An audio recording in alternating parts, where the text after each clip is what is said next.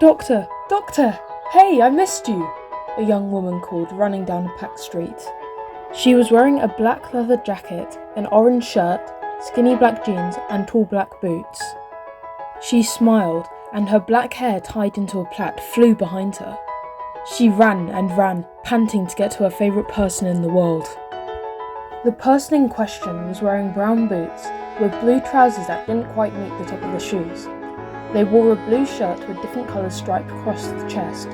Bright yellow suspenders held up the trousers, but were hidden by a long grey coat with a rainbow seam running down the inside.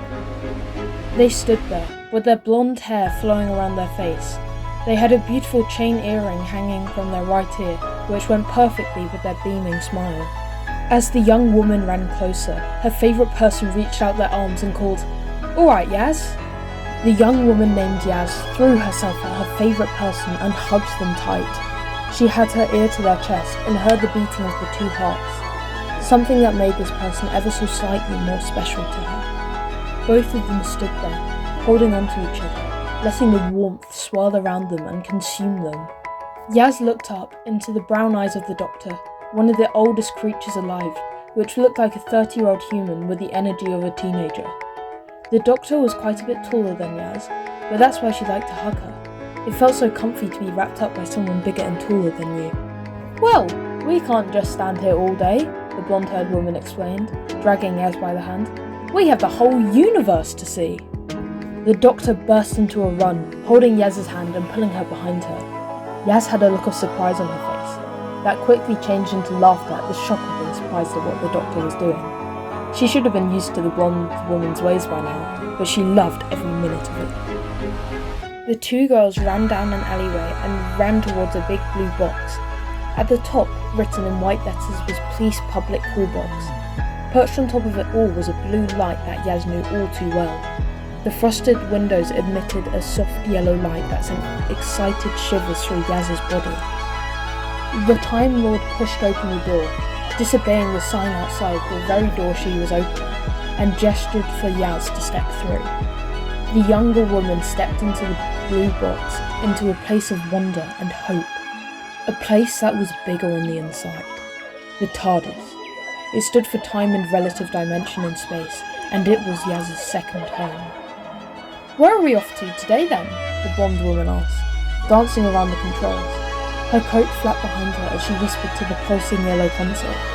She brought out a yellow and silver device and pointed it at a button. The device made a whirring noise and the console threw sparks at her. The doctor stepped back in mock anger. "How dare you," she said, trying to keep a straight face. Yaz couldn't help but laugh at her funny friend. "How about somewhere quiet today?" Yaz said, leaning on the metal bars stopping you from falling to underneath the TARDIS's console. "Sure, why not?" the Time Lord said. "I think I know just the place." Yaz gazed at her doctor as she whirled around the console, pressing a button, flipping a switch, and occasionally hitting something with a hammer or a spanner. She gazed at her. She was so beautiful. She couldn't ever let her go. The doctor was her best friend. She loved her. Yaz loved the doctor. The doctor loved Yaz. But did the doctor love Yaz in the same way that Yaz loved her? The doctor was smart. She had hundreds of years of knowledge. She must know that Yaz loves her. Yaz looked on, and a pain hit her in her stomach and then her heart. She knew it couldn't happen. The doctor ran around to face Yaz and pulled a final lever. The TARDIS shuddered and shook as they materialised in a new place. "Go on," the doctor said excitedly. "Look outside. You're gonna love this one." Yaz walked over to the door and pushed it open gently, peeking out of the growing crack in the door. And before her dark brown eyes, a beach was growing, and it was amazing. The sand was bright blue. The ocean gently stroking the shore was glowing pink, and the sky was a shining orange, with a big red ball glowing, half hidden by the ocean. The doctor leaned on the doorframe and looked over Yaz's shoulder. She had changed her clothes in 30 seconds. She changed into bright blue shorts, still held up by yellow suspenders, and just a short-sleeved shirt. To finish off her look, she had a pair of sunglasses and a bottle of sun cream in her hand. On her nose was a spot of the Factor 30 sun cream that hadn't been rubbed in. Hold on a sec, Yaz said, moving in closer to the doctor. She slid into the gap between the Time Lord and the door and stood on the tip of her toes. Her face was so close to her best friend's, her crush's, and she raised her index finger to rub it in. The doctor looked at Yaz with a puzzled look on her face, trying to figure out what she should do next. I thought we could have a picnic on the beach, she said, holding up a cooler box and blanket. Oh right, good idea, Yaz said, moving out of the doorway. What are you waiting for? I'm hungry, come on. The doctor followed Yaz towards the ocean and laid down the blanket. She opened the cooler and brought out a BLT sandwich for Yaz and a bowl of fish fingers and custard for herself.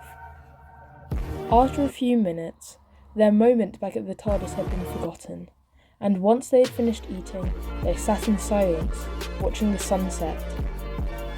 Yaz thought long and hard about what she was going to do next. Her crush on the doctor had lasted for a year now, and she had to tell her at some point. This was the perfect time to do it. All she had to do was say it. Hey doctor? The Time Lord replied. I don't know how to say this exactly, Yaz began. The doctor looked up in the sunset and looked into Yaz's brown eyes. I suppose I should just say it. Doctor, you're very smart. I'm sure that you've noticed that I have feelings for you.